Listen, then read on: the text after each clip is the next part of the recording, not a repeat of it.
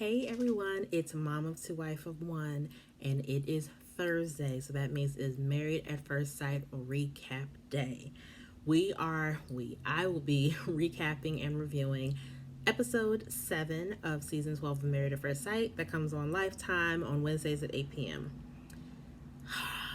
You guys, each episode is getting, I don't want to say better and better, but it's getting more and more disheartening and messy. So I normally save the biggest couple for last, Paige and Chris. I don't know if I'm going to do that this time. I think I just kind of want to dive right in. So this episode starts with all of the couples leaving the honeymoon and coming back home. The show puts them up in an apartment. They all have an apartment in the same building, and they keep them apartment for about 8 weeks, and then after decision day, if they decide to stay together, they have to go and find an apartment together. If they decide to divorce, they still have to move out and go to their places where they lived before. So they're all coming back, and everyone's looking around and oohing and ahhing, and oh, look at this place, look at this bedroom, this is great. Except when we get to Paige. When she walks through her apartment, she's noticeably alone and by herself. Apparently, when they left Las Vegas, Chris told her that he needs some space and some time to think, so he's going to Chicago for a couple days. So this is already where it starts. So this is how the episode starts with them, and it's like, oh, Chris, you can't have one moment where I'm almost in your corner. Like, you have to mess up from the very beginning, every single episode. So my thing is, yes, a lot of stuff has gone on, but the idea of you needing space bothers me because when you drop this bomb on your now wife Paige about your ex-fiance being pregnant, she could have taken all the space in the world. In fact, I wanted her to leave Las Vegas and come back to Atlanta and talk to her homegirls, talk to her guy friends, talk to her mom, her dad, or stepdad, whoever, and just lay out the situation for them and get their feedback and their advice. That's what I wanted her to do. Instead, she stayed and had the tough conversations with you. She had the tough realization that, oh my gosh, I'm going to be a bonus mom, and what does that mean for us? She stayed to have those conversations. She stayed to face the looks of pity from the other brides and from the other grooms. She stayed through all of that. She stayed and put her hands on you and prayed with and for you. She did that. So she did that, and you put her in a position that you put her in. You couldn't go back to Atlanta with her. You had her face that by herself, this new apartment that she's supposed to be sharing with the husband, supposed to be starting your new lives together, and you left her to do that alone. That was just such a cowardly thing to do. And then he hits her up however many days later and is like, hey, I want to talk to you. And this is the second time he was a coward. He came over to their apartment. He refused to let the production, the show, film the conversation. So they're basically outside, and because Chris and Paige still have their mics on, they're picking up a little bit of the conversation, but then before the conversation could really get going, they turned their mics off. So it's very dramatic the way they did this, because they're basically just showing the window of an apartment, they're showing the captions on the bottom of the conversation that they did get, and then the screen goes black, and all it says is, Chris and Paige cut their mics off. Do, do, do, do, do. So you're left like, okay, what the heck is going on? So the next scene is Paige. It's a cell phone, and Paige's number, her name comes up, Paige Banks, and she's calling a producer. She's basically telling the producer, Chris came over to tell me that he's going to work it out with his ex. He's still in love with her. He's already contacted a divorce attorney. He's ready to let things go. So when she's saying this stuff in the conversation, the first part of the conversation, her voice sounds really defeated and embarrassed. And then the latter part of the conversation, she's like, I don't know if Pastor Kyle's coming tomorrow. If he does, I'm airing this mother effer out, because F him and F her. Now all of a sudden she found her anger and she found her passion. And in my head, where was all of that when this man told you he had a panic attack because he wasn't attracted to you? Like, that's what I wanted to know. There are plenty of opportunities for that part or that side of Paige to come out, and she kept it hidden. And I feel like that's what a lot of women do. We kind of walk around on eggshells because we don't know if a man will accept our true self. And especially Christian women tend to do that as well. They don't want to rock the boat because they're like, okay, well, this man is supposed to be my leader. He's supposed to lead this family, and I'm supposed to be his helpmate. So how can I help him if I have an attitude, or if I have this or I have that? And it's like, look, if God really put you with this person, he is going to love every single side of you. He may not like every single side of you, but he's going to love and honor and respect every part of you. So at first I was like, oh, okay, she's showing her passion or whatever, but I was also upset that this should have come out a long time ago and you're directing it at the wrong person. Chris never got to have that side of her, at least from what we saw. So him going back to the ex, I wasn't overly surprised by that, and I realized later on that it's not that he may still love his ex. I'm not going to dispute that. But him getting back with her has nothing to do with her. It's the fact that his pride won't accept the fact that some other man could possibly raise his child. Because obviously you can co-parent and not be with the child. That's a lot of people do that and they do it successfully. But let them co-parent and let that ex-fiance get her little boyfriend who loves her and loves her child just as much as he loves her, and now he wants to marry her and wants to play stepdaddy to this child. Chris's ego is not going to be able to handle some other man helping to raise his child. In his mind, I'm a man, it's my responsibility, blah blah blah. But again, that has nothing to do with you being with the girl. So on one hand, that's your ego and that's your pride, and that's not a right reason to get back with anybody. And on the other hand, that's also not fair to your fiance, because like Pastor Cal told him later, you broke up with her for a reason, and whatever that reason was, that reason is still a reason. So you, just because she's pregnant doesn't mean that reason just goes away. Whatever, that's neither here nor there.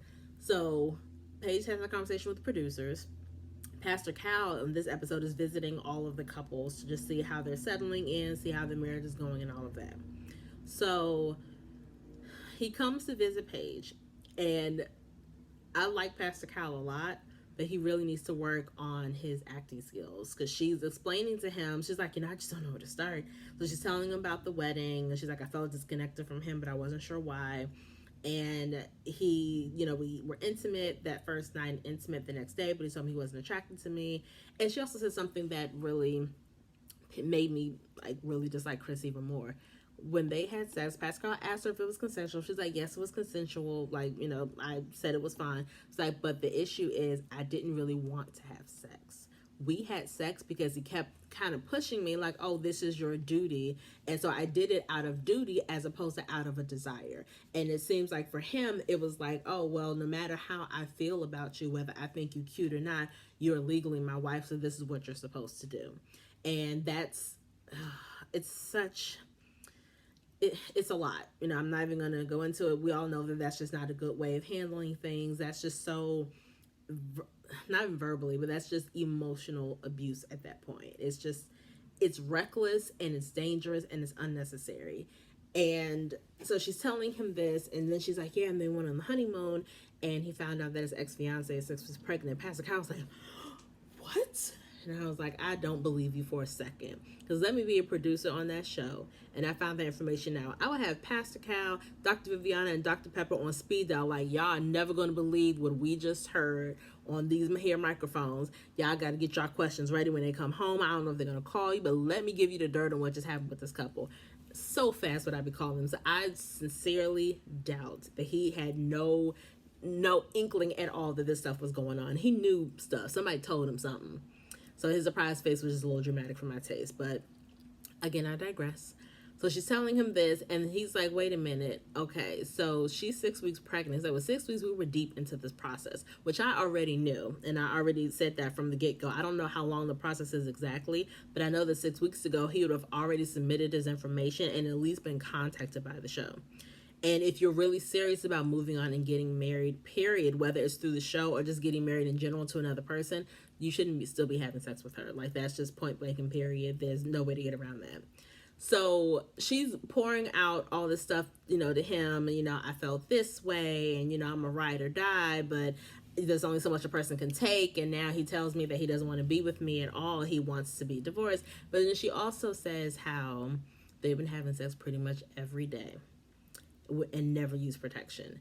And he was like, hey, he looked so disappointed in her. And I was too. I'm like, what is wrong with you? You're not some 15-year-old girl that's just starting to have sex and you don't really know how to use a condom. Baby, you're 26. You know how this works. You know fully well how this works. And knowing that he knocked some chick up, obviously that means he's fertile. So why would you still be having sex with this man with no protection? And when he asked her that, she was like, well, everyone kept joking about a honeymoon baby.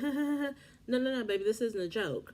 Yeah, they said that stuff at the wedding. That was before you learned all this stuff about your freaking husband. So once you learned this information, why were you still spreading your legs for this man with no protection? And, he was like, well, what if you're pregnant? She's like, oh, no, I just got my period, thankfully. One, That does not mean you're not pregnant. Some people have their periods throughout an entire pregnancy, so that really means nothing. And two, I'd be more worried about getting some kind of STD from this man, because already you've been in me raw and you've been in your ex raw because she knocked up. Who knows how many other chicks you've been banging with no condom out in these streets? I'm getting an STD test right away. That would have been my number one concern. But again, she's not me.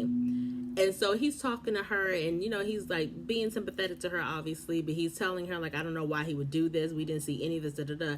And then who brings his slimy butt into the interview but Chris? This is my problem with this whole thing. I feel like the whole show so far, we didn't really get to hear Paige's side. We kind of hear her coming to his defense. We hear her kind of explaining the situation, because a lot of stuff he would say to her, he would whisper it to her, or he would kind of kick production away so that they aren't picking up the conversation. But it's like, why would you sign up for the show if you're not willing to put all the stuff out there? Like, that's the whole point of being on the show. But he would kind of try to keep things secret, but she would just tell him, like, okay, well, this is what he whispered to me and this was going on. But because that was her role of almost being his mouthpiece, and again being his kind of cheerleader when other people gang up on him, we never got to see her side of things and hear her mindset and how she was dealing with things. We didn't really get a glimpse of that. And so I felt like this time with Pastor Cal was her time to be her, to let everything out there, stuff that we weren't privy to, things that were going through her mind, her struggles, her hopes, all of that stuff was just out there for everybody to see. It was her moment. And so when he came in, I felt like, once again, you were taking this from her. You've already taken so much away from this woman. You have stripped her of her, I don't know if you stripped her of her self-esteem. She may have had low self-esteem before she met him, but he's put her through the ringer. And guys, what you have to realize is that obviously this is episode 7 of the show. So we've been watching it for 7 weeks, but they've only been married at this point for 7 days. So in one solid week, you have put this woman through so much crap, and you can't give her this moment to just speak to him on her own. You have to be there. Why do you need to be there? You already made it clear that you're going to go back with your ex, that you're still in love with her, that you want a divorce. So what really was the point of you coming to sit next to her while Pastor Cal was there? There was absolutely nothing that you could have said that would have changed anything. You've already made the decision for her. So what really was the purpose of you being there? So I was disappointed that he did that. And Pastor Cal was asking him questions, and he's just like, well, I don't really want to talk about that. I don't want to talk about that. Then why are you here if you don't want to talk about things? Why are you here? What purpose could you possibly serve being here? So, and then, guys, it gets so much worse. Pastor Kyle leaves. He gives Paige a long hug and basically like, you're going to be okay. You are strong. You are a great girl, blah, blah, blah. And then he shakes Chris's hand and he's like, make good decisions. So in my head, if I'm Paige, I'm at this apartment that we were supposed to be sharing together. As soon as Pastor Kyle got up and he's giving me a hug goodbye, I'm going to hug him. I'm not sitting back down on the couch. I'm going to go get my things and I'm going back to my apartment because you've already decided we're not going to be together. I don't need to be in this space with you at all. And for me, I'm the type of person where if I don't care for you, I'm not talking to you. If I do talk to you, I'm not looking you in the eye. I don't want you touching me. We don't need to be in close proximity at all. Like, it's not necessary. We know where we stand now. Let's just keep it moving and keep it cute. And let me go on about my business. You going about your business. But no, he couldn't do that.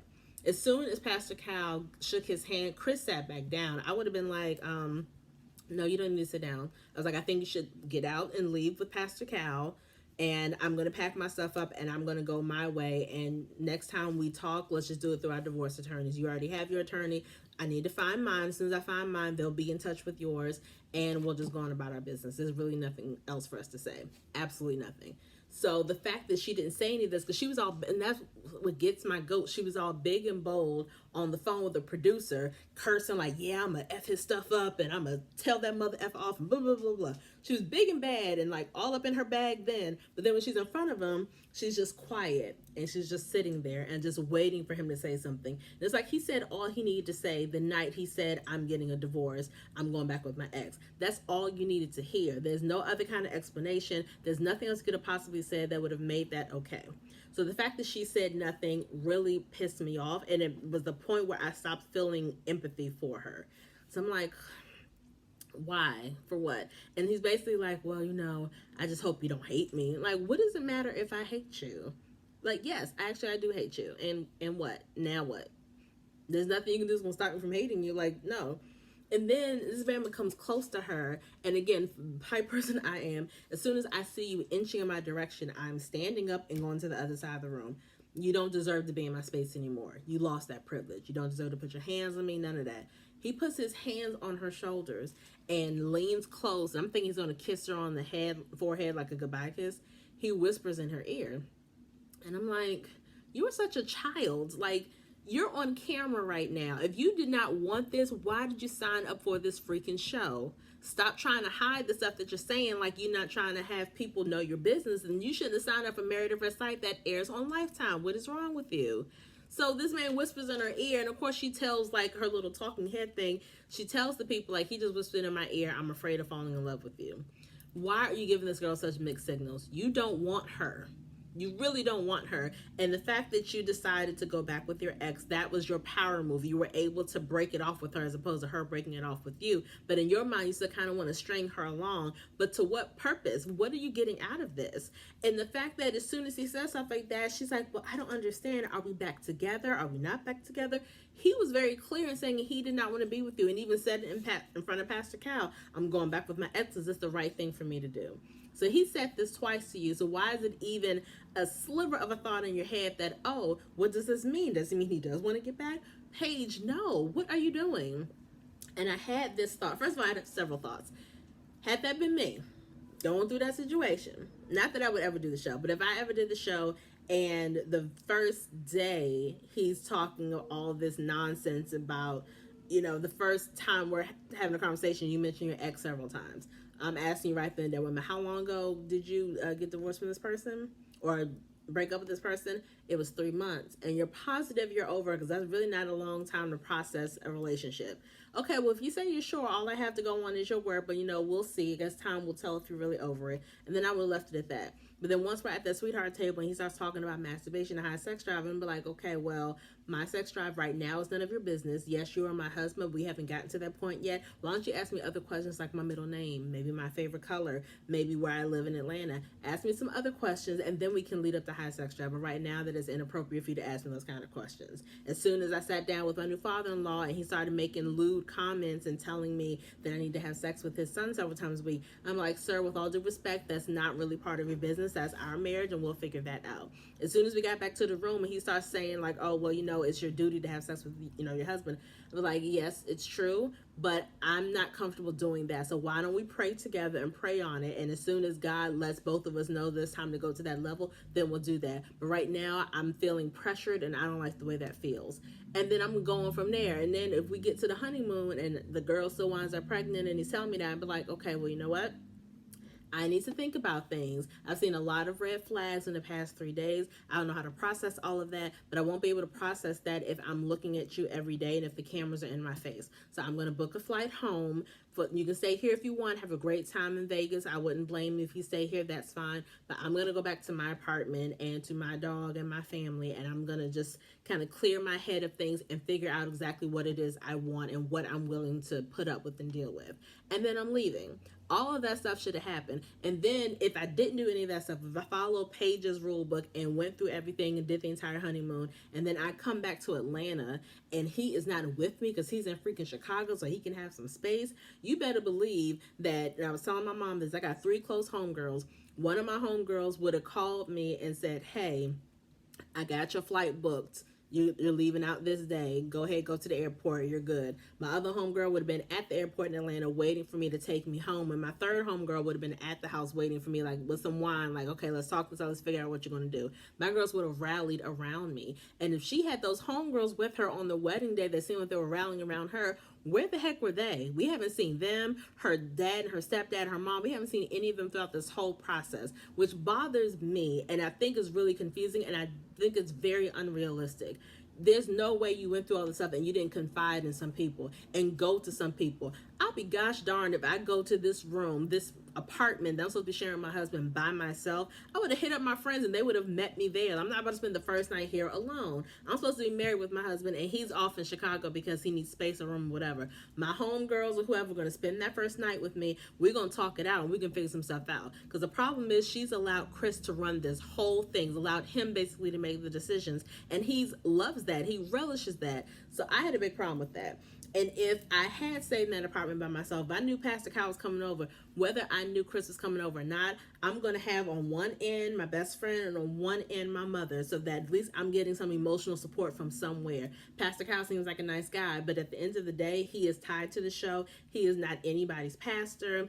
He is not communicating with these people after the show was over. So if the show was technically over for her, he's going to be nowhere to be found. But my mom, my best friend, will be there with me through this process. I will have them beside me. They don't have to say anything at all, but they'll be sitting beside me on the couch while I'm answering Pastor Kyle's question. So that way, if Chris had come in with his slimy self like he did last night, he would have had no choice but to sit next to my mother or next to my best friend. You will not be sitting next to me. We don't need to have close proximity at all. They're going to give me that support and hopefully give me the strength I need to tell you off like you need to be told off. But unfortunately, once again, Paige was by herself having to deal with that.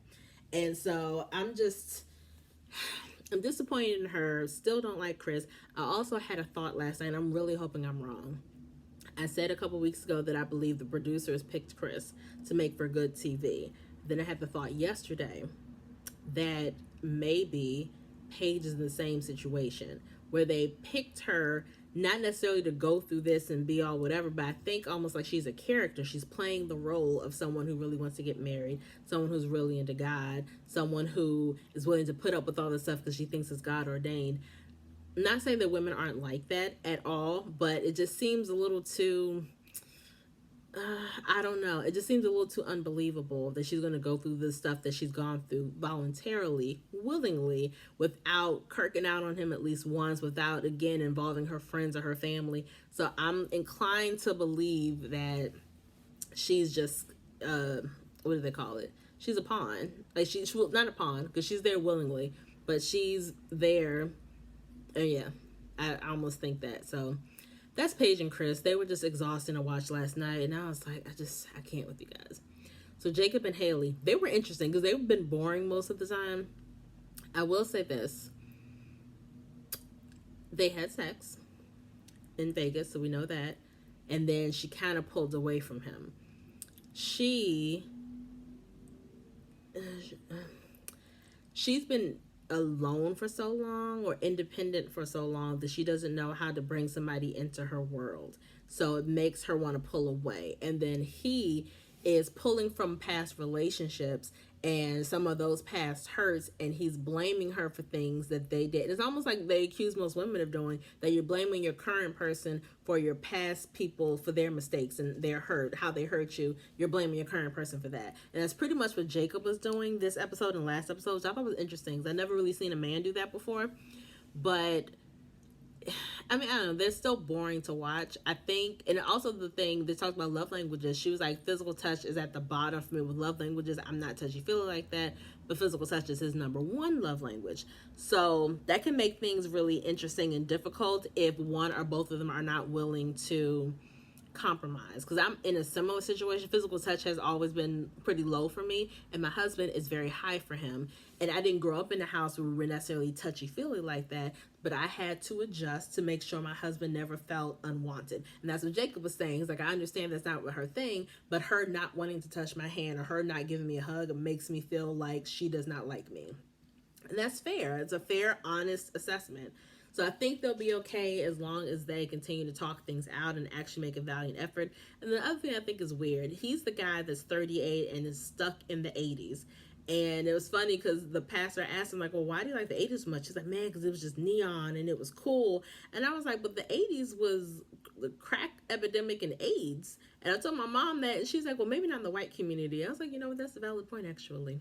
Didn't think about that. But then also looking at his age, in 1989, he would have been all of 6 or 7 years old. So why are you obsessed with the 80s? You don't really remember the 80s. You were at your peak in the 90s. And he keeps making these references to her, and she keeps saying, I was not born then. I was born in the 90s, which means she remembers things mainly from the 2000s, which wasn't that long ago. But it's just so, it's weird. He's weird. I think they'll be okay. I still think there's kind of hope for them. I don't really care. But I think they'll be okay as long as they're both willing to compromise, right? So Vincent and Brianna, they were interesting too. They seem to, I feel like with them, I feel the genuineness of their intimacy, of them actually liking each other and caring for each other, not wanting to hurt each other. But there's some things there that we don't know. He keeps mentioning how he doesn't like to be disrespected, and sometimes the way she talks to him makes him feel a certain type of way. And, he doesn't blow up about it, but he just kind of tells her, like, I don't like the way you said this to me. I've never disrespected you, and I feel like what you said was disrespectful. But I was with her, and she was confused. She was like, but what did I say? And he's like, well, I shouldn't have to repeat it to you. But basically, they had a scene where he's opening up a bottle of champagne. It explodes everywhere. It gets on the floor, gets on his shirt. So when he gets on a shirt, he's like, oh man, I got on my shirt. She's like, oh, that's such a Vincent thing. And just something like just joking. And I didn't think it was harsh, but of course, the way they edited, the music was like, dun, dun, dun, dun, making it seem like everything she was saying was like revving him up higher and higher. And he basically was like, that's a very Vincent thing to say. I think that's really disrespectful. And she's like, I didn't mean to be disrespectful. I wasn't intentionally trying to disrespect you. And he's almost like he didn't want to hear it. And she was like, we're talking in circles. I don't want to talk about it anymore. And he was like, well, I can just go home. So this man gets his book bag and walks out the door. And she does a little talking head thing. And she was like, I'm so confused as to just what just happened. I don't get it. I didn't think I was being disrespectful. I thought I was joking. I don't understand. And then he left and said, I'm going home. And it's like, we are home. So where are you going? So I think it's something small for her, but I definitely think that whatever he was upset about, it wasn't that little thing. It definitely brought up some bad memories of some past relationship or some past experience. It definitely wasn't directed to her, because that comment that she made was so minuscule that his reaction just made no sense. So it has to be like a deeper meaning there. But either way, it just seemed like small to me, so I think they'll be okay. I don't really think that was a red flag. Eric and Virginia. So I missed some of the conversation that they had with Pastor Cal, but I will say this. I'm not a fan of Eric. I feel like every person he talks to, he talks down to them like he is their father. He did that when he talked to Chris. He definitely does that every time he talks to Virginia. And it's just infuriating sometimes. Like, even when they moved into their new place, he was like, you've never lived with somebody before, right? Okay, so this is what's going to happen. So basically, when people live together, they're going to have to compromise. And they're going to have to do this. And she's looking like, okay, like, I understand that. And the thing is, a message changes or is received differently depending on how it is delivered. And the way he delivers these messages, sometimes the things he's saying I agree with, but the way he's delivering it makes it seem like what she said. I feel like sometimes he's controlling. But, and again, I was on her side completely, because last week or the week before that, she was saying how they were having some conversation about male friends and how he believes men and women cannot just be friends unless the man is gay or he's dating the girl's friend. And she's like, well, some of my best friends are guys, and da-da-da. He's like, yes, but every guy, if he's just a regular guy friend, at some point he's thought about sleeping with you. That's his mindset. And she was really hurt by it. She's like, yeah, but they're my best friends. I don't want to give them up. And which I understand. I think is valid, because I actually have a male best friend as well. But so I was on her side.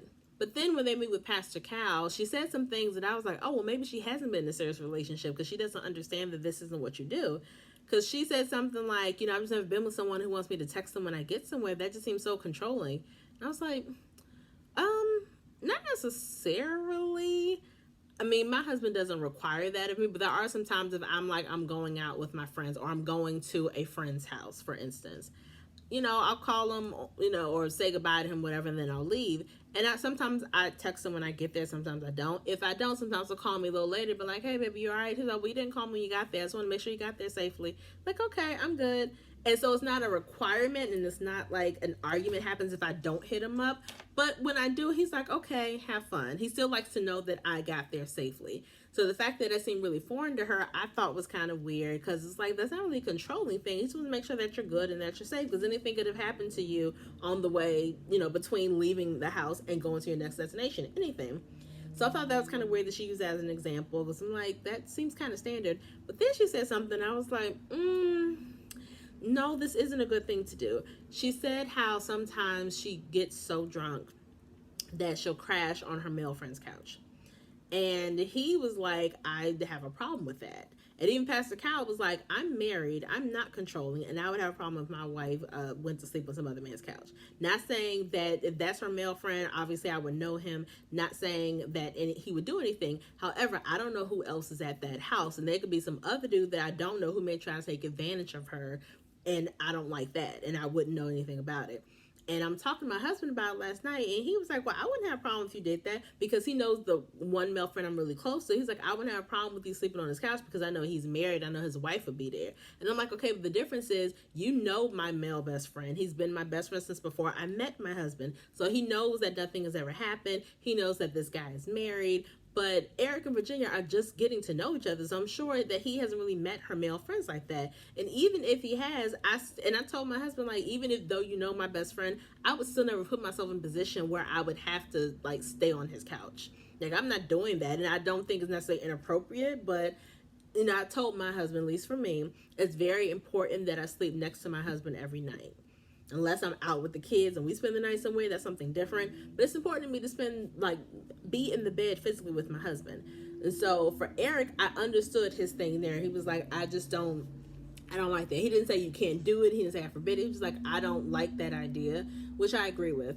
And, you know, she kept telling Pastor Cal, yeah, but these are things I do all the time. Pastor Cal was like, yeah, when you were single.